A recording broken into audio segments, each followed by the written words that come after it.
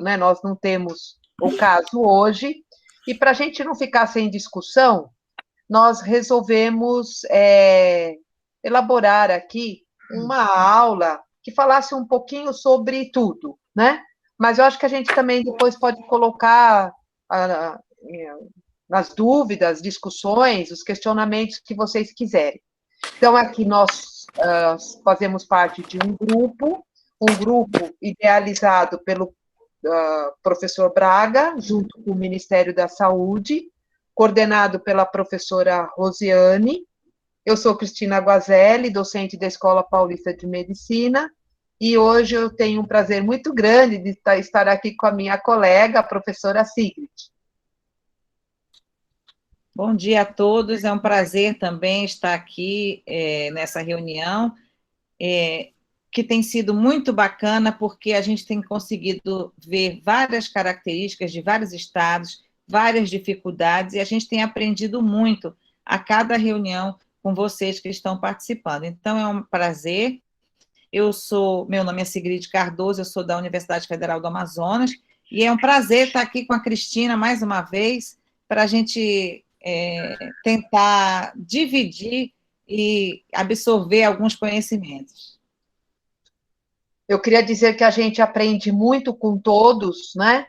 E isso, eu acho que esse foi o dado mais importante dessas nossas reuniões, é que nós temos a presença de pessoas de várias localidades, e cada uma tem a sua especificidade, cada uma tem a sua particularidade, e isso é extremamente importante, porque a gente aprende a lidar com vários aspectos, né?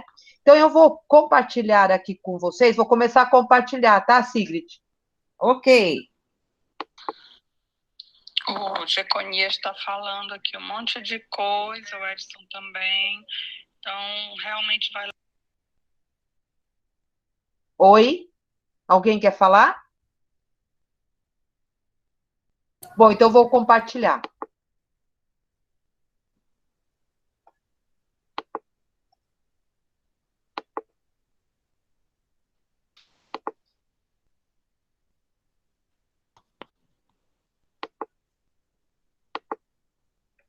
Tudo bem? Todo mundo está vendo?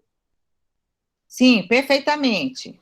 Bom, então, hoje nós elaboramos, né? Ontem à tarde para hoje a gente elaborou alguma coisa para discutir com todos, né? Então, hoje eu estou junto com a professora Sigrid e a gente vai falar sobre algumas coisas. Então, aqui, o grupo que eu acho que é importante a gente passar isso, porque lembrar que esse é um trabalho de um grupo, né? E é um grupo que tem se esforçado em estar presente todos os dias, de manhã, das 11 ao meio-dia, e à tarde, das 16 às 17 horas, para discutir e para trocar ideias com pessoas aqui de todo o nosso país.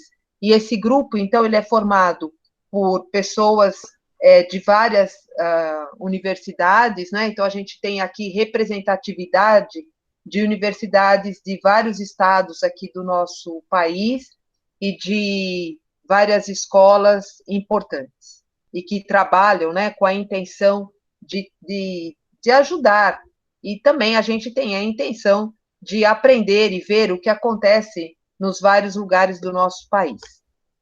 Todos os dias, então, essas reuniões elas são elaboradas, mas junto com isso também gravamos aulas, juntamente com a liberação de um manual de orientação para cuidados de gestantes e puérperas.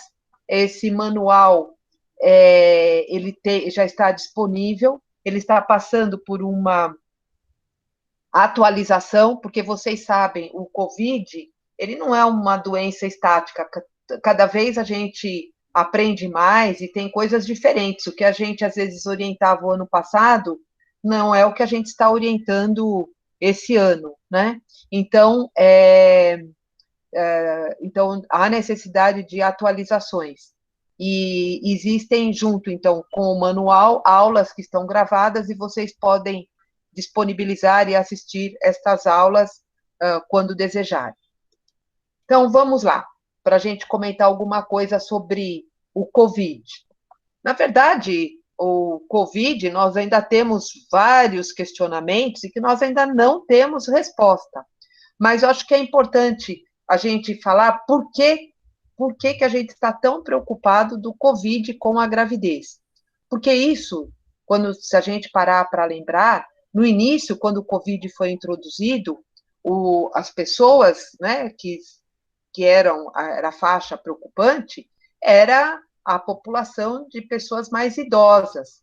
E aí se viu, a partir, então, do ano passado, alguns estudos, e o CDC, no final do ano, em outubro, novembro, na sua publicação, o que ele colocou? Ele colocou que o número de gestantes que começaram a ter Covid e que iam para as UTIs, ele era uma porcentagem significante. Então, o que eles viram? Que entre as gestantes que apresentavam a doença, 10% estava na UTI, quase 3% precisava de ventilação invasiva e quase 1% de intubação. E se a gente comparar, esses valores eles são maiores do que os observados em mulheres não gestantes. Então, nós começamos a voltar a atenção para esse grupo, que é um grupo considerado um grupo de risco. E eu gostaria, então, aqui de apresentar para vocês esse Observatório Obstétrico do Covid, que é um trabalho feito por alguns dos colegas, né, a Agatha, o Lucas e a Rosana, e que são dados importantes que qualquer um de vocês pode ter acesso. Ele é atualizado todas as semanas, e aí a gente tem uma noção e uma ideia do que está acontecendo no nosso país. Então, esses dados, eles são de ontem. Nós tínhamos, ontem, 1.431.694 pessoas com Covid, sendo que 14.042 eram gestantes ou puérperas, e isso corresponde a 1% da população. Esses dados, eles são extremamente interessantes, porque elas vêm de fontes, né, a letrinha aqui está pequenininha, de fontes da vigilância epidemiológica da gripe, e são dados que depois eles são colocados para avaliação estatística. Então, quando vocês acessam, vocês têm toda a documentação já avaliada do ponto de vista estatístico. Então, aqui, por exemplo, ontem, o que nós vimos em relação aos óbitos maternos? Quando eu quis levantar em relação à raça, então a gente observa que o número maior de óbitos, ele atinge as mulheres da raça negra, quando comparadas com as outras raças. Quando a gente levanta, por exemplo, a faixa etária, chama a atenção, aqui, a linha, desculpa, eu devia ter falado isso antes, a linha azul é quando a paciente teve Covid e ela já teve alta e está curada. Em laranja é o óbito, e em preto é quando a paciente ela ainda não finalizou o Covid, ela não acabou, ou ela ainda não teve alta, então não dá para saber em que categoria ela está aí, né? Então, é por isso a gente vai ver a linha azul e a linha laranja. Então, a linha azul, sarou, e a laranja é o óbito. Então, o que a gente observa em relação à idade? Que as pacientes com mais que 35 anos, elas têm uma maior incidência de óbito. Aqui são gestantes, né? E aí, em relação à obesidade, como a gente já havia comentado anteriormente, as pacientes que apresentam algum tipo de comorbidade, ela apresenta uma maior chance, um maior risco de uma pior evolução. E aqui, no caso, a gente pode ver que as pacientes obesas, elas acabam tendo, infelizmente, né, uma maior incidência de óbitos maternos. Aqui o mapa de ontem em relação aos óbitos, então, a incidência, a gente vai ver que a incidência de óbito, ela é maior ali em Roraima, mas nos que estão mais escurinhos, então a gente tem Acre, Rondônia, o estado do Maranhão, Tocantins, tá certo? menor incidência na região sul, sudeste, né?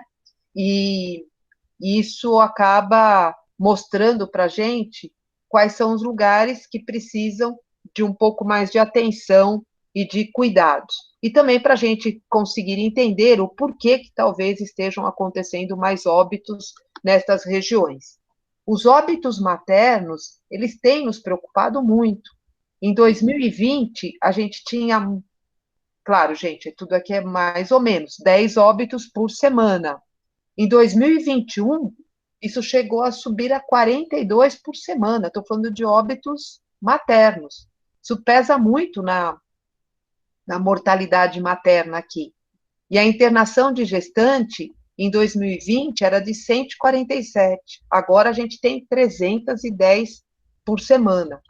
Quando a gente avalia a curva de mortalidade, então a curva de mortalidade, ela teve uma piora no início desse ano, um aumento de 295%, e agora essa curva ela está reduzindo, né?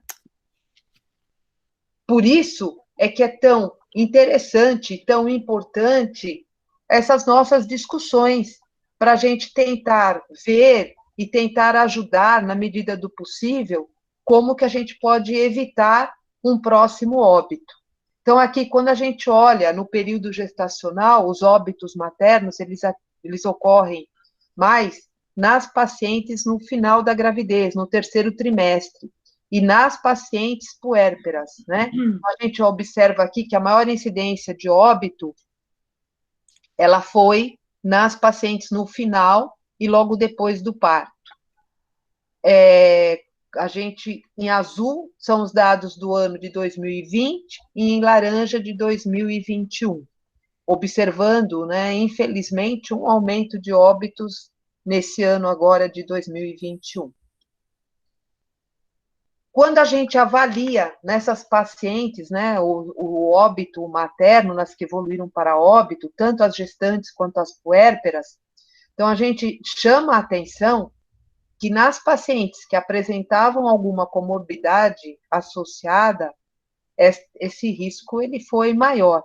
Então, a gente não pode esquecer das pacientes obesas, elas ocuparam, né, 26%, as cardiopatas, pacientes diabéticas. Então, é importante que a gente saiba isso nos antecedentes pessoais das pacientes que vêm e que a gente tem uma suspeita de COVID. A nossa atenção, ela tem que ser maior. A gente tem que ter um cuidado maior para essas pacientes. Pacientes com asma, pacientes imunodeprimidas, doenças hematológicas, nefropatas, pneumopatia, hepatopatia e neuropatia. Mas o mais importante aqui, que eu acho que a gente não pode esquecer, é a obesidade, a cardiopatia e o diabetes, porque elas ocuparam, deixa eu ver, 26 com 22, 48, 48, 68, quase 70% das pacientes que evoluíram para óbito com comorbidades. Então, é importante que a gente guarde esses dados. Quer continuar, Sigrid? Sim, continuo. Obrigada. Bem, e como bem a Cristina falou, o Covid é uma doença realmente que vai surpreendendo paulatinamente. Verdades que eram há um período atrás, hoje já não são verdades. E assim continuamos também com relação à gravidez. Inicialmente foi achado que não seria tão grave na grávida, ou seja, que não teria tantos problemas, e hoje a gente vê que é uma verdade totalmente superada, né? Tão bem como a Cristina falou, com relação ao risco, e aí a gente está avaliando, pelo que a Cristina, inclusive, mostrou nos dados, a possibilidade importante dessas pacientes com relação à morte materna por essa patologia. E as gestantes, então, a gente hoje já sabe muito bem que as gestantes, quando são infectadas pelo SARS-CoV-2, elas têm uma maior chance de hospitalização, maior admissão em UTI, maior necessidade de ventilação mecânica, maior risco de parto pré-termo, maior possibilidade de realizar anestesia geral, risco de parto de emergência, ou seja, o aumento da mortalidade materna por complicações cardiopulmonares, falência de múltiplos órgãos, e isso piora ainda, como a Cristina acabou de falar, quando está associado a alguma comorbidade, como obesidade, diabetes, doença cardiovascular, hipertensão. Então, hoje a gente está muito claro que realmente é um problema importante a situação do Covid com relação à gravidez. Do mesmo jeito que se pensava que não tinha tanto problema, se achou no início que a paciente não precisava fazer o pré-natal, ela teria risco de ir para o pré-natal e se contaminar, outro erro também observado. Hoje a gente sabe que nós temos que garantir assistência pré-natal a essa paciente. O que a gente faz, o que a gente orienta em todos os serviços, é que haja um espaçamento entre uma consulta e outra, e nesse intervalo, que seja feita por telemedicina, por algum meio que ela não precise estar indo todos os meses nesse local. A gente sempre procura otimizar, no dia da consulta, se ela tiver que realizar algum exame, ela realizar também esse exame para otimizar aquela presença lá, tá? Ver os intervalos entre as consultas com a telemedicina, que é muito importante.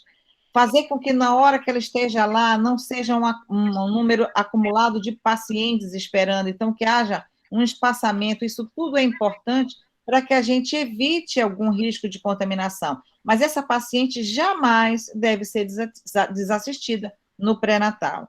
Importante também, você pode dar uma clicada, Cristina, por favor, que vai aparecer. Importante também a gente fazer a triagem dessas pacientes. A triagem de maneira clínica é super importante. No nosso manual, nós colocamos uma sugestão de perguntas que podem ser feitas para a gente poder tentar fazer um diagnóstico clínico, ou pelo menos uma suspeita clínica, para orientar aquela paciente a que local ela vai se dirigir. Essa pesquisa pode ser feita 48 horas antes da consulta, do exame, ou exame que for agendado, ou até de forma presencial, que é muito importante, inclusive, fazer ali na recepção. E essas perguntas são perguntas simples, e a gente sempre orienta que seja feita de maneira paulatina, uma maneira devagar, para que dê tempo da paciente responder. São perguntas como: você está com gripe? Você teve tosse? Está tendo tosse? Seu nariz está escorrendo? Você está com dor de garganta? Você está com dor no corpo? Ou seja, algumas perguntas que podem fazer a gente suspeitar que ela possa estar com alguma alteração, né? E isso é importante por quê? Porque se ela responder não a todas essas perguntas e a temperatura dela não tiver maior ou igual a 37,5, eu já sei que eu posso encaminhar essa paciente para o pré-natal de rotina numa área comum. Ao passo que, se essa paciente responde sim a pelo menos uma das perguntas, ou ela tem uma temperatura maior ou igual a 37,5, eu já posso considerá-la suspeita e tenho que encaminhá-la para uma área separada, ou seja, reservada para atendimento de pacientes COVID. Então, isso é uma coisa simples que a gente pode fazer e é de extrema importância. Seguinte, por favor, Cristina. É importante também a gente saber que estágio de doença essa paciente está. Hoje já está bem definido os estágios dessa doença. Nós temos uma fase inicial, chamada de estágio 1, que é a fase de resposta viral, ou seja, de replicação desse vírus. Esse vírus começa a se replicar em torno de, a partir até 7 dias de doença. Do 7º ao 10º dia, a gente foi classificado como estágio 2, ou fase pulmonar. Essa fase pulmonar é onde ela começa a apresentar aqueles sintomas respiratórios que vão de 7 a 10 dias. E depois do 10º dia em diante, a gente chama de fase que é hiperinflamatória, ou seja, aquela fase que a paciente tem aquela tempestade citoquímica, né? Que ocorre assim a parte máxima de resposta inflamatória. Então, isso já está muito bem definido. E por que é importante isso? É importante porque se a gente consegue definir ainda naquele, por favor, Cristina, se a gente consegue definir a fase, esse estágio da doença, a gente pode já tomar algumas medidas adequadas, como tratamento de suporte, encaminhamento ou admissão para outros locais, ou enfermaria, ou a enfermaria hospitalar, ou UTI, ou seja, nós vamos poder ter medidas mais importantes para não deixar passar uma fase grave desapercebida, tá? Seguinte. E para isso, pode apertar de novo, por favor, Cristina. E para isso, nós podemos realizar exames que são importantes para o diagnóstico do COVID. E dentre eles, nós temos o RT-PCR. Esse quadrinho mostra para vocês, pode ir clicando, por favor, Cristina. esse slide mostra para vocês que o RT-PCR, a sua melhor performance está em torno do 3º ao 7º dia da doença. Então, o ideal é que se faça nessa fase. Ele pode estar presente antes? Pode estar presente antes, sim. E pode estar presente depois? Também pode estar presente depois. Mas a sua performance melhor seria entre o 3º e o 7º dia. A gente sabe que na primeira semana, a gente faz o suave, naso ou orofaringe, e no final dessa primeira semana e início da segunda, começa a haver uma diminuição dessa replicação viral. Então, a gente pode não ter uma performance tão boa. E nessas situações, quando a gente passa da segunda semana, por essa diminuição, a gente já pode fazer de outra maneira, ou seja, coletar esse material nos pacientes que não estão entubados, por exemplo, das vias aéreas mais distais, o escarro, por exemplo. E os entubados, e os não entubados. E os entubados a gente pode fazer da secreção traqueal, né? Então, são situações importantes que a gente precisa ter e lançar mão disso. Por isso, o seguinte, no nosso manual, nós sugerimos que todos os pacientes sintomáticas seja feita a realização do teste, do RT-PCR, qualquer momento do ciclo grávido puerperal, ou seja, ela tem sintomas, a gente solicita. Nas pacientes assintomáticas, e aí vocês podem perguntar, mas assintomática também? Sim, porque existe trabalho mostrando que 17% das pacientes assintomáticas já pode estar presente durante a solicitação do exame. Então, a gente consegue ganhar, de uma maneira importante, o diagnóstico dessas pacientes de maneira precoce. E ficou preconizado no nosso manual, a sugestão que nós colocamos é que naqueles lugares onde o resultado do RT-PCR é possível em 2 a 7 dias, que ele sai em 2 a 7 dias, que a gente faça na internação hospitalar, seja por indicação obstétrica, seja por indicação cirúrgica, seja por um controle clínico, a paciente esteja lá internada. E se ela for fazer uma cirurgia eletiva, seja por cesárea ou outro procedimento eletivo, ela pode fazer 3 dias antes para ver o resultado do exame. Naqueles locais onde o resultado do RT-PCR não pode ser obtido após 7 dias de coleta, ou seja, ele só consegue dar o diagnóstico depois de 7 dias, a gente sugere que ele seja feito em 37 e 38 semanas, ou seja, a paciente lá no pré-natal já faz o exame para ajudar a gente durante a intervenção, no momento que ela for para o hospital. Então, isso é uma coisa também que é bem importante, que é necessário que a gente faça esse rastreamento. Seguinte. Outra coisa que nós achamos muito importante, e a gente tem observado isso nas nossas reuniões, é a questão da referência e contra-referência. Todos os estados, a grande maioria dos estados, tem tido dificuldade com relação à referência e contra-referência. Por quê? Porque realmente foi um número grande de pacientes que começaram a apresentar esse tipo de sintoma, foi a pandemia que aconteceu, e ainda existe uma certa dificuldade de como atender, para onde mandar essas pacientes. E isso é muito importante, porque na assistência básica é um fator primordial para que a gente possa fazer com que a paciente não chegue a um estágio tão complicado, já numa situação difícil de ajuda para essa paciente. E no nosso manual está bem descritozinho. As pessoas que vão procurar a unidade básica de saúde, a unidade da família, elas vão fazer o atendimento lá de pré-natal ou de puerpério, de risco habitual em pacientes sem COVID ou com COVID ou suspeita de COVID, porém de forma leve, não, com sintomas leves da doença, que a gente logo em seguida vai falar para vocês, lembrando isso daí. O que é importante nessa unidade básica e na unidade de família é que essas pessoas têm que ser orientadas para que elas mantenham o isolamento, ou seja, orientar com relação ao isolamento e monitoramento domiciliar. Ou seja, a cada 24 horas as pacientes devem ser monitorizadas para ver se existe algum grau de comprometimento dessa paciente. Então, isso é fundamental. Já nas UPAs, na unidade de pronto atendimento, teoricamente, até onde locais que não têm maternidade, é o local em que a paciente vai aparecer, vai estar lá. E é muito importante, essas pacientes vão ter, normalmente, suspeitas ou confirmadas, e aí a gente vai ver se o sintoma é leve, orientada da mesma maneira como eu falei há pouco, e se não for, essa paciente deve ser encaminhada imediatamente para locais de média ou alta complexidade. Nas maternidades de risco habitual, elas vão ser atendidas por risco habitual, seja grávida ou puérpera, vão ser atendidas de risco habitual.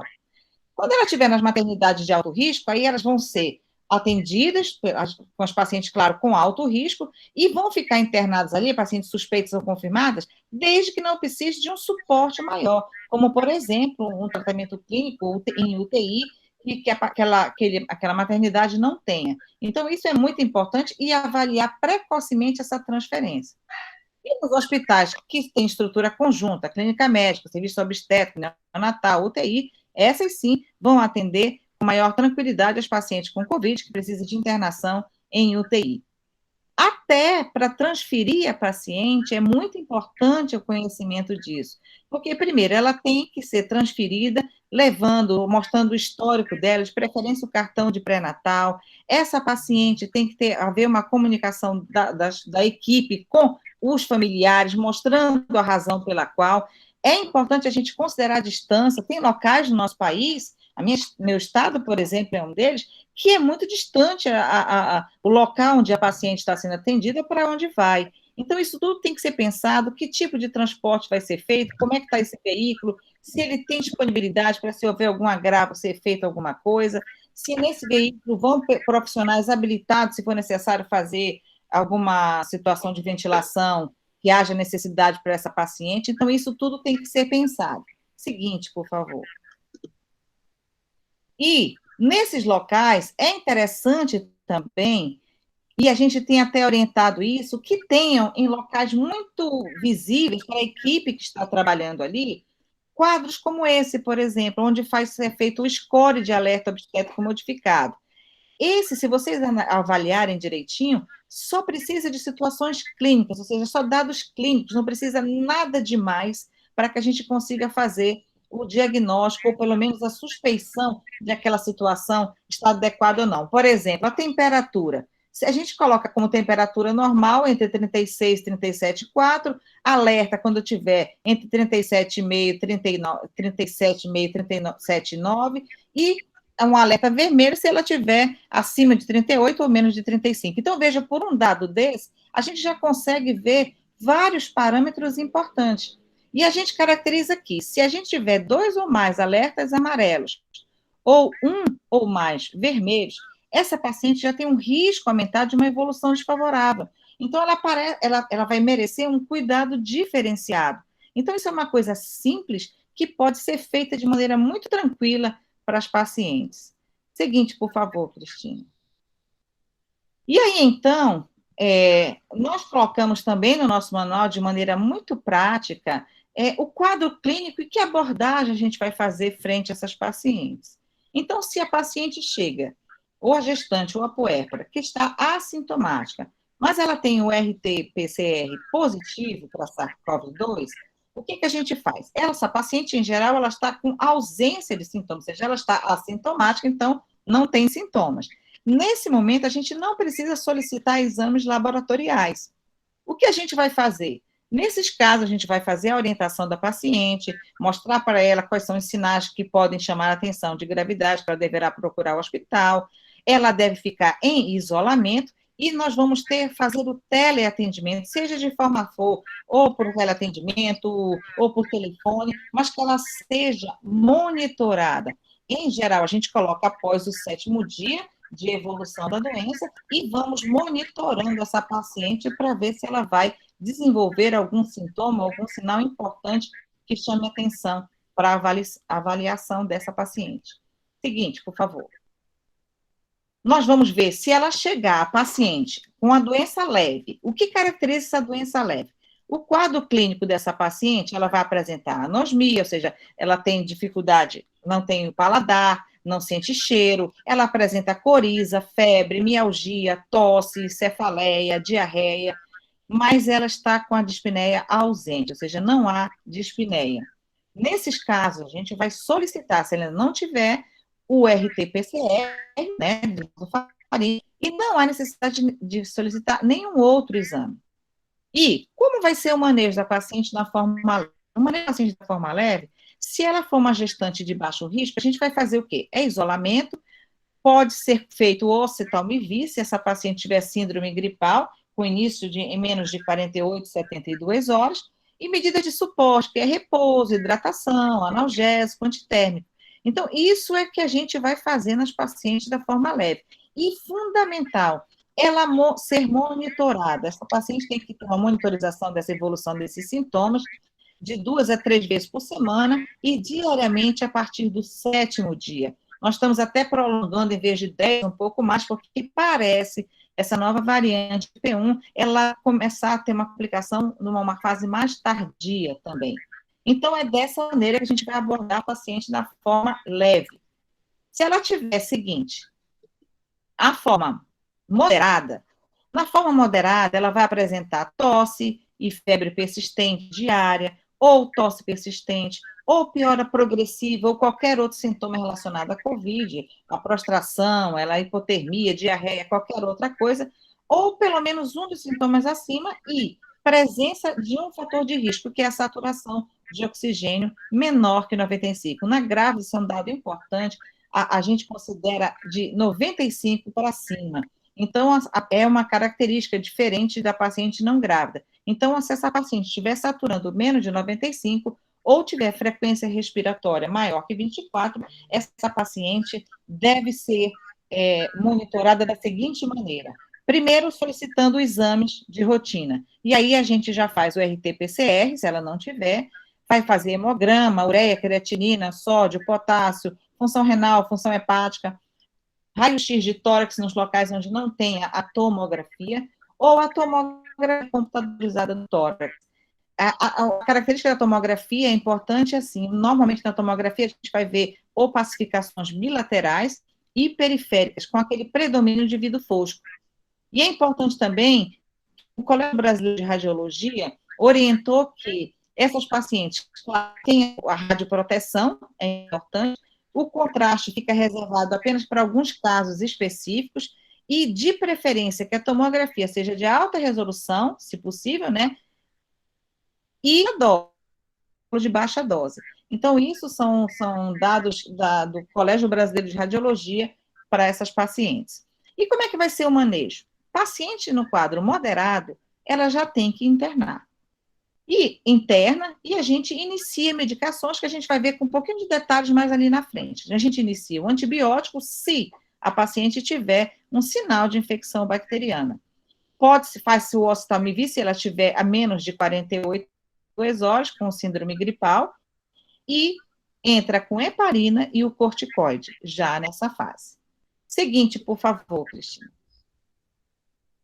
Se a paciente já chegar no estágio grave da doença, como é que é o quadro clínico? O quadro clínico dessa paciente, ela vai ter a síndrome respiratória já aguda grave, aquela dispneia, desconforto respiratório, ou se ela tiver pressão persistente no tórax, ou saturando menos que 95 em ar ambiente, ou a frequência cardíaca estiver maior que 30, e o PaO2 FiO2 seja menor que 300. Então, nesse quadro, a gente caracteriza com a paciente no estágio grave da doença, aquela de hiperinflamação, e aí nós vamos solicitar também os exames de laboratório e vamos fazer a tomografia também.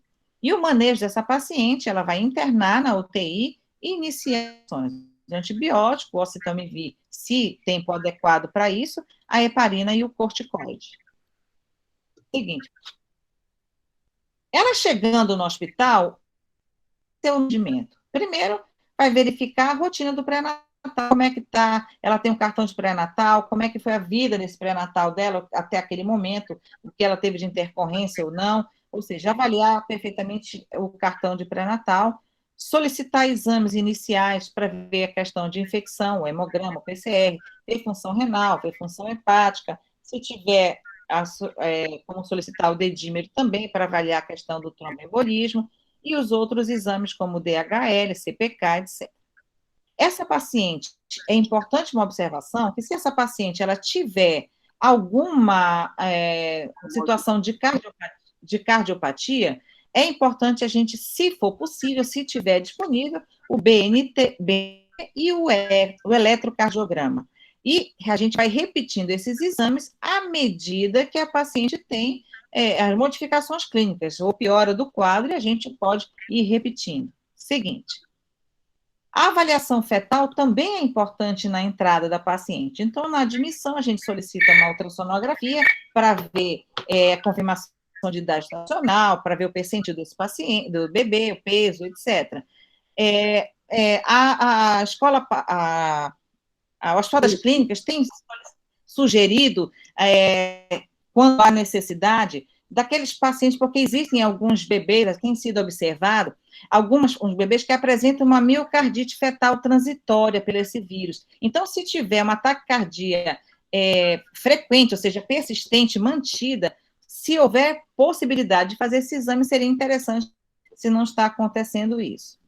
O perfil biofísico fetal é muito importante com a cardia, com o volume de líquido amniótico, ver uma evolução, e a dopplervelocimetria. A dopplervelocimetria é uma coisa importante, que ela é importante fazer o Doppler, apresenta alguma comorbidade, que possa ter alguma insuficiência placentária, por exemplo, uma doença hipertensiva, etc.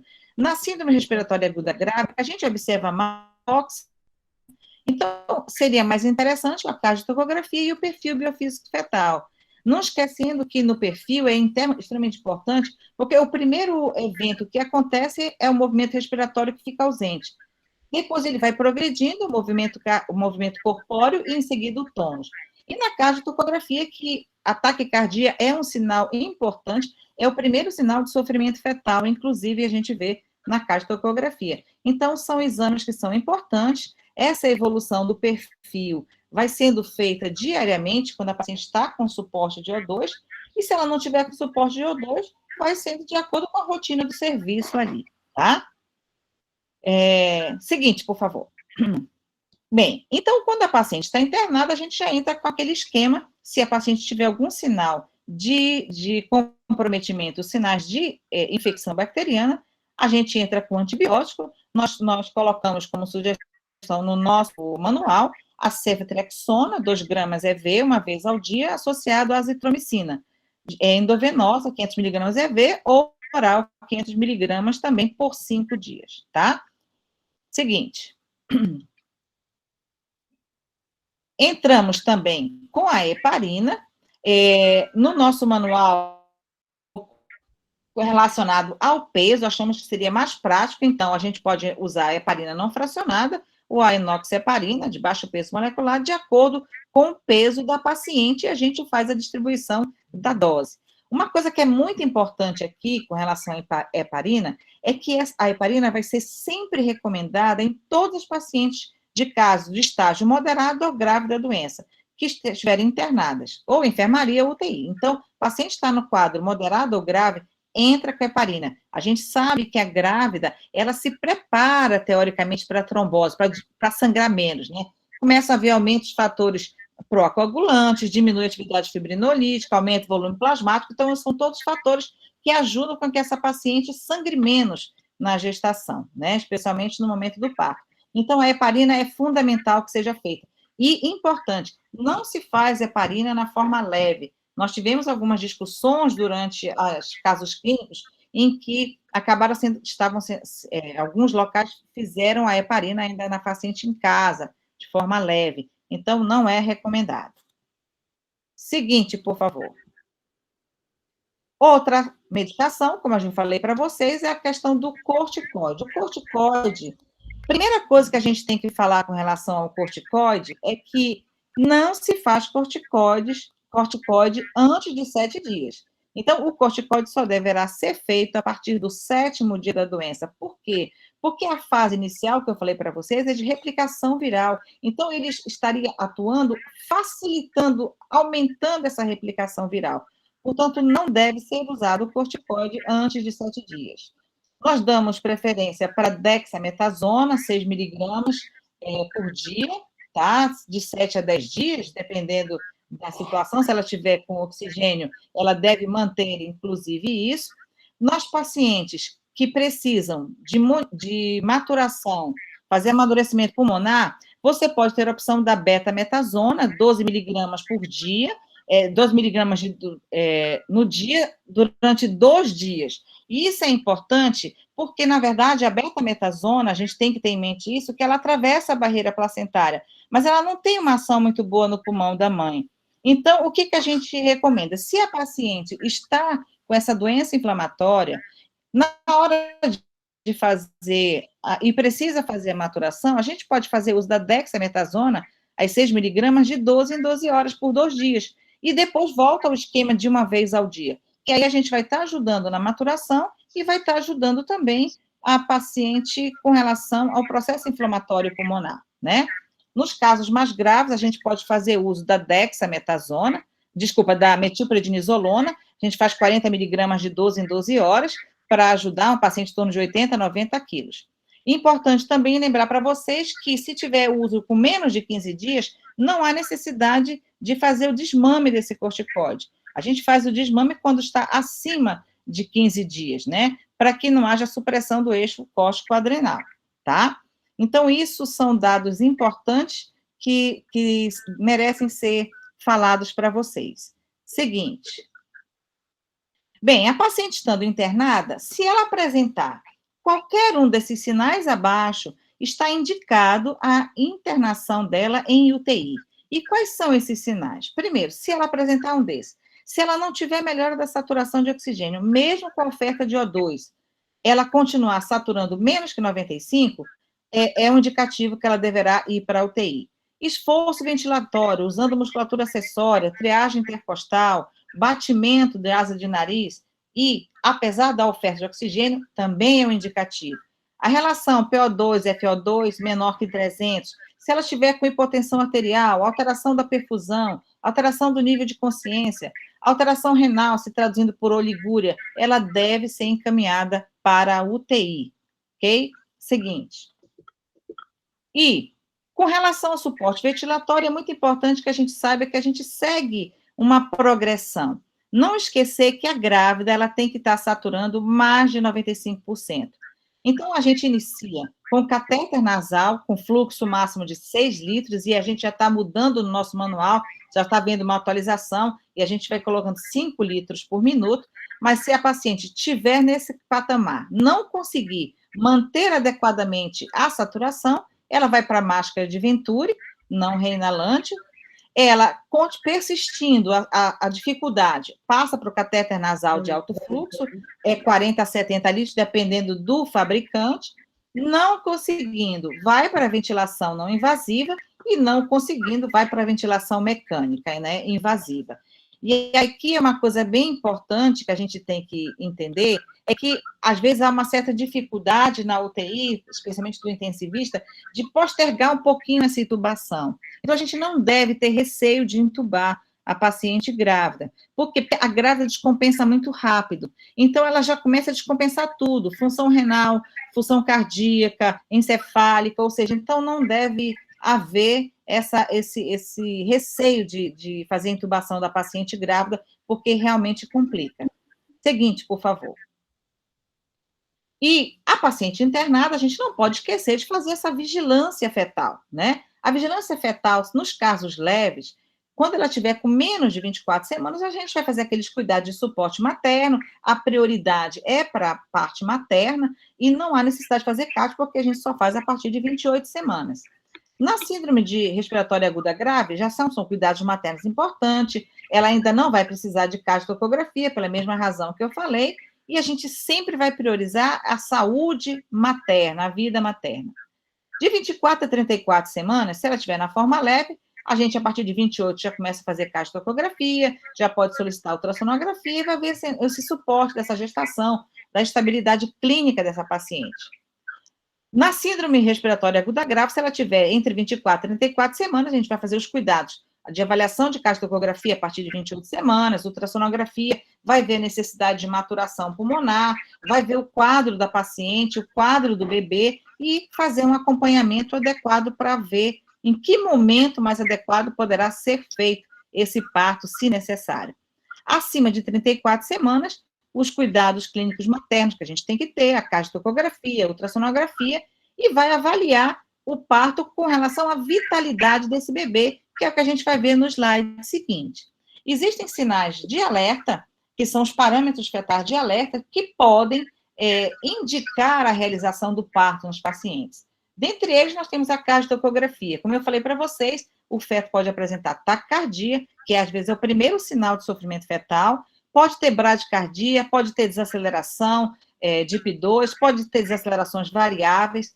O volume de líquido amniótico é muito importante, porque a paciente, quando está internada, o que acontece? O balanço hídrico, ela tem um balanço hídrico negativo. Além disso, tem a frequência respiratória elevada, cansaço, perda de água pela respiração materna, ou seja, então a gente sempre fica de olho nesse volume de líquido amniótico, né? E é interessante, inclusive, conversar com a equipe, porque às vezes a gente pode tentar equilibrar para que não esteja um oligodrama importante.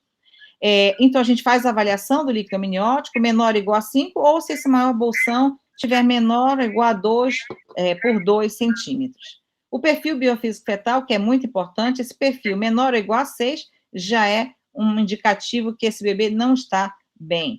E o Doppler, como eu falei para vocês, ele é muito interessante em pacientes que têm alguma comorbidade associada, porque para síndrome respiratória aguda grave, a gente observa muito mais a hipóxia. Então, a cardio e o perfil funcionam melhor.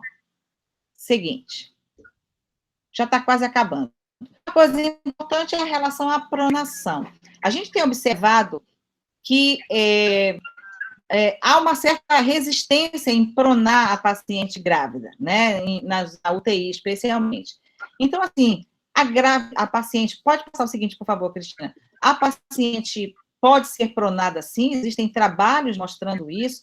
Ela é muito importante, principalmente na paciente com estágio crítico, que é uma melhora importante dessas pacientes. Ela será indicada em todas as grávidas com a saturação de O2 menor que 95 e puérperas quando for menor que 92.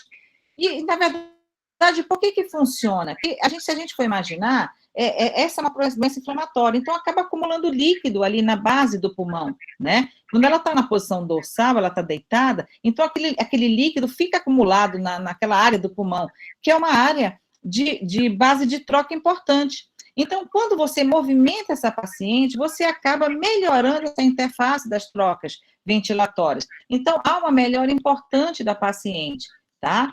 Ela vai estar sempre, se ela estiver acordada, ela pode ficar em pronação, mudando de decúbito a cada 30 minutos a 2 horas, e se ela estiver sedada, ela pode ficar entre 16 e 21 horas. E é por isso que a gente tem que ter alguns cuidados. Seguinte, por favor, Cristina. E esses cuidados aqui, a gente tem que colocar algumas placas, daquelas líquidas de hidrocolóide, espuma, o que tiver ali para ajudar aquelas áreas de risco de escara. Se ela tiver com mais de 24 semanas, a gente coloca uma proteção nesse abdômen. Existem marcas especiais lá no Hospital das Clínicas, tem inclusive uma marca especial. Ou então coloca coxins, rolo de lençol, para ajudar a paciente aqui, como mostra nessa figura, que é uma paciente, inclusive, no Hospital das Clínicas. Vai fazer a avaliação da vitalidade fetal para descartar qualquer situação que indique o parto nas primeiras 24 horas, que às vezes pode haver uma descompensação. E as puérperas sempre ter o cuidado, embora não seja proibido, mas o cuidado porque pode ter um risco maior nas pacientes que fizeram cesariana nas 24 horas. Seguinte, por favor. Seguinte, Cristina. Aqui, para vocês que estiver, está disponível, acho que a Cristina, a Karen deve ter colocado, pode ter colocado, tem um vídeo mostrando como é que se faz essa pronação. Está bem didático, bem legal mesmo para vocês verem. E a alta, né? Chegando já ao fim, a alta é muito importante pós-Covid. Primeira coisa que a gente tem, a paciente está no hospital, está grávida, conseguiu sair sem precisar fazer nenhum procedimento. Então, ela sai ainda grávida, obviamente, e a gente tem que agendar essa consulta de pré-natal com intervalo de 10 a 14 dias. É importante que, durante esse intervalo, a gente consiga monitorar essa paciente a cada 24 horas, orientar o isolamento adequado, o monitoramento adequado dessa paciente e dos familiares, fazer controle de vitalidade fetal após 24 semanas por meio de mobilograma, então a gente já orienta, é tranquilo da paciente fazer, a gente orienta que são 6 salvas de movimentos em 1 hora, isso é fácil da paciente fazer, e pode ser feito de maneira adequada. Devido aos riscos que podem acontecer de restrição de crescimento, a gente sempre orienta o controle de ultrassonografia a cada 4 semanas após 24 semanas. Depois que houver desaparecimento desses sintomas, a periodicidade das consultas volta à rotina normal, não esquecer nunca as medidas de higiene, máscara, distanciamento e, se não foi feita a vacinação depois de 30 dias da doença. Então, isso é fundamental. Então, na forma leve, eu falo para ela ficar em isolamento, a partir dos sintomas, após 10 dias de sintomas, já posso encaminhá-la para pré-natal de baixo risco, de risco habitual, nas UBSs, né? E manter as orientações e cuidados. Se ela tiver tido a forma moderada ou grave, a gente vai, de preferência, encaminhar para o pré-natal de alto risco, a gente mantém a heparina por 7 a 14 dias, o desmame do corticoide, se houver necessidade, faz o controle adequado do crescimento e não esquecer que o isolamento, nesses casos, são de 20 dias. E, por fim, pode passar, Cristina, é muito importante que a gente não esqueça do que a gente chama de alta responsável, né? Essa paciente tem que ter alta de maneira muito responsável, de preferência que tenha esse protocolo de alta, com todas as orientações importantes para essa paciente. A paciente deve ser orientada a fazer o acompanhamento pré-natal, acompanhar a puérpera, se for o caso de puérpera, um acompanhamento também adequado pelos riscos que essa paciente pode ter. Seja garantida a anticoagulação, garantir a medicação. Muitas vezes o remédio é uma medicação cara e a paciente não tem condições de suprir por isso. Então, que seja garantido esse medicamento. Se houver necessidade ainda de oxigênio para essa paciente no domicílio, também que ela seja privilegiada. Um acompanhamento com a fisioterapia e o acompanhamento psicológico. A gente tem visto hoje, na verdade, sequelas do Covid, do ponto de vista psicológico e outros que estão acontecendo. Isso tem durado por muito tempo. Então, eu acredito que a gente só vai ter uma dimensão real disso em torno de 10 anos a 15 anos, do que isso pode ter causado à paciente que teve Covid. Então, acho que são informações importantes que a gente tem que refletir e pensar a respeito. Acho que é o último, Cristina, não sei. E aí, mais uma vez, a Karen, com certeza, já colocou no chat, o nosso manual, que, como a Cristina bem falou, foi reunido todos esses colegas de várias universidades do país, com o objetivo principal, que é a gente tentar diminuir a mortalidade materna. É isso, gente. Muito bem, muito bem. Eu não vi aqui, vamos olhar, tem perguntas?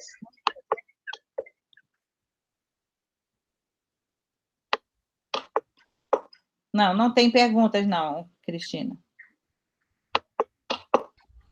Se alguém quiser fazer algum questionamento.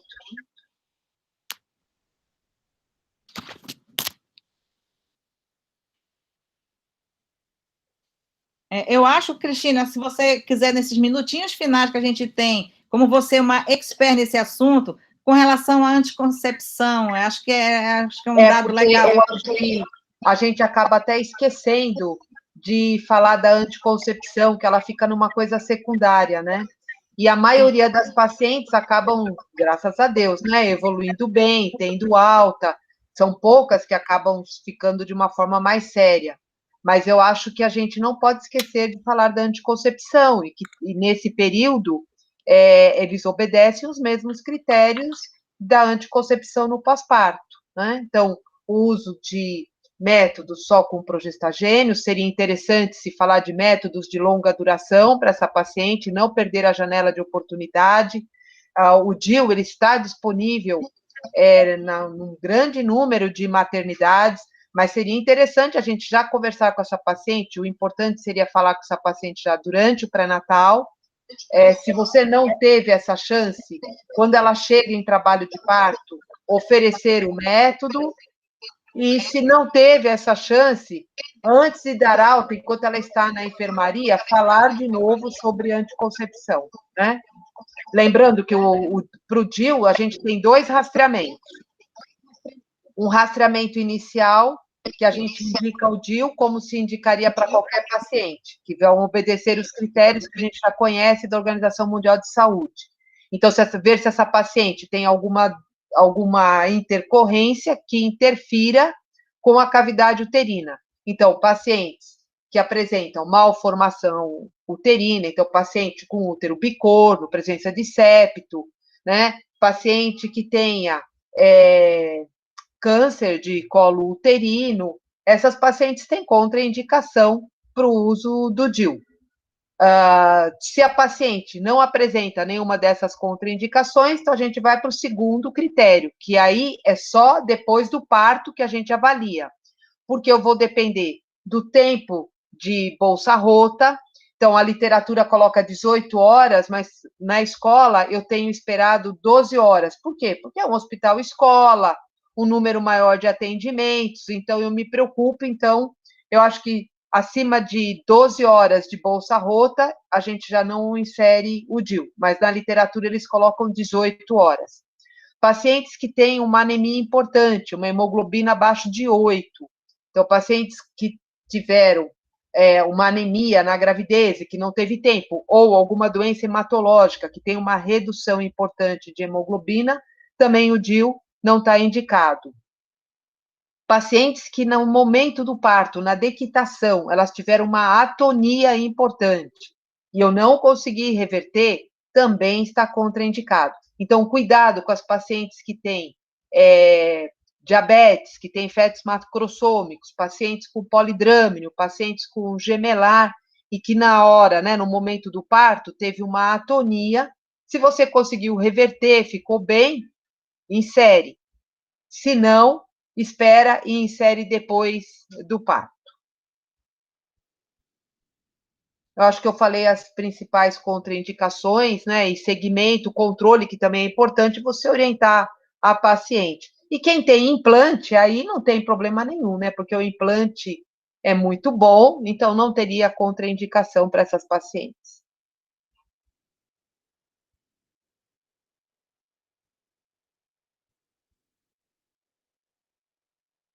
Tem algum questionamento? Cristina. Oi, bom dia. Bom dia, Cristina. Maria do Carmo.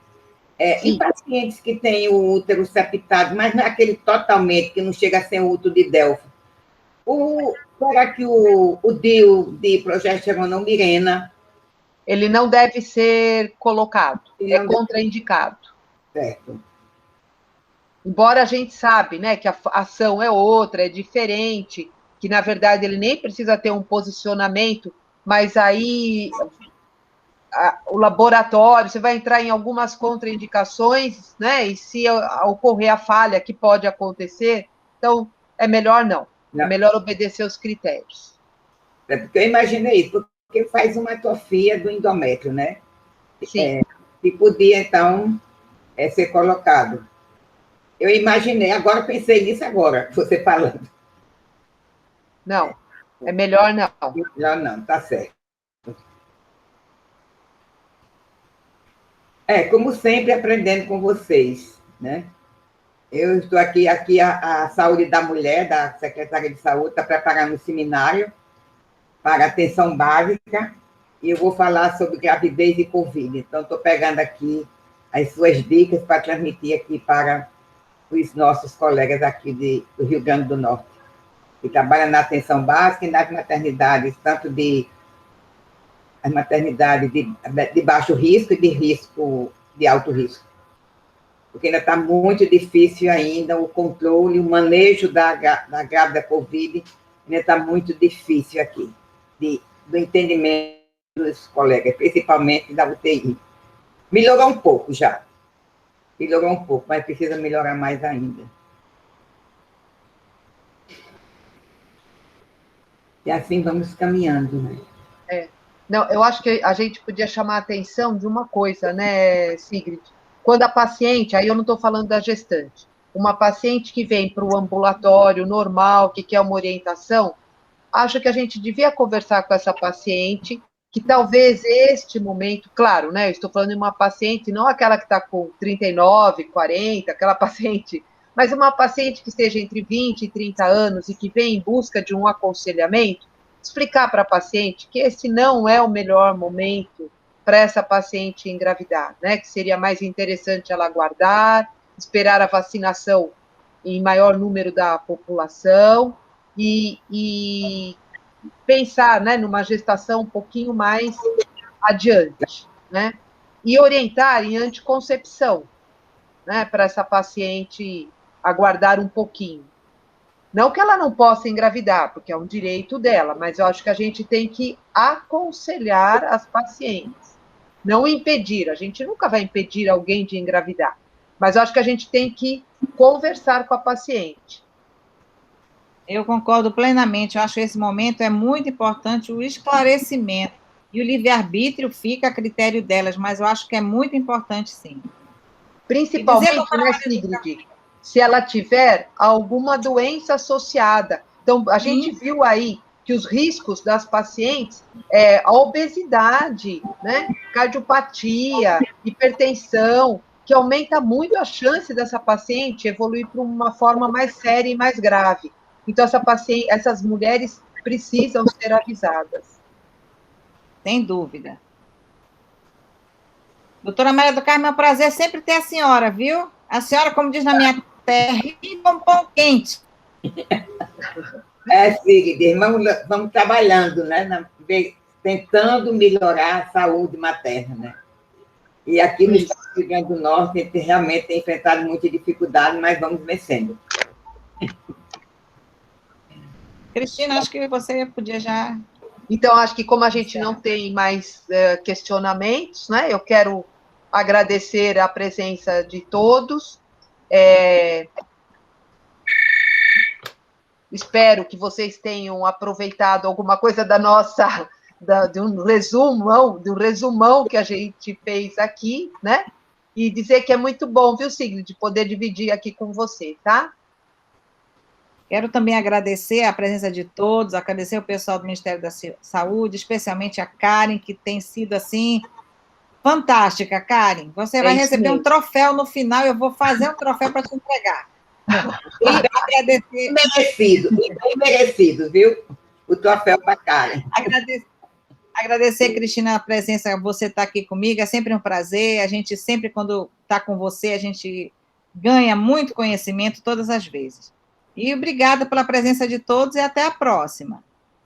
Gente, um bom final de sexta-feira e um bom final de semana, né?